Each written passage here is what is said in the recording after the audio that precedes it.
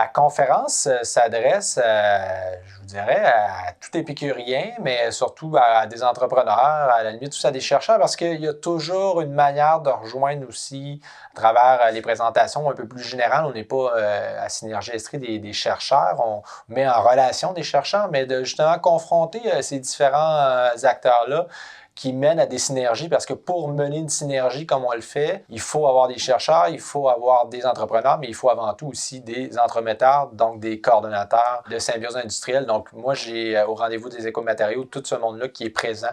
Donc tout le monde peut y tirer son compte. Je pense qu'il n'existe pas de déchets.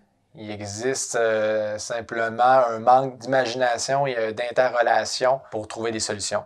Au niveau du Québec, nos acteurs gouvernementaux et autres ont mis de l'argent pour avoir des ressources qui étaient justement spécialisées dans le maillage des entreprises, donc dans cette mise en relation-là entre les chercheurs et l'entreprise. Donc ça, c'est innovateur, donc d'avoir des animateurs sur chacune des régions qui puissent justement faire cette relation-là entre les générateurs de matière et les repreneurs. Dans les synergies, il y a une persévérance qui est à acquérir pour arriver justement à transformer puis à vraiment concrétiser qu'on a dévié de l'enfouissement des matières. Bien, il faut persévérer, il faut trouver des solutions, il faut travailler en équipe, travailler avec les générateurs comme avec les conditionneurs pour aboutir à des solutions qui sont plus durables et ainsi créer une valeur ajoutée sur le territoire. Il n'y a rien qui se perd, tout se transforme. Donc, à partir de cette phrase-là, on peut se dire qu'on peut trouver des solutions à n'importe quelle matière. Je suis convaincu qu'il n'existe pas de déchets. Si on irait dans un site d'enfouissement, on déterrerait les matières qui sont enfouies. Là, pour chacune de ces matières-là, il y aurait des débouchés. C'est des fois une absence de marché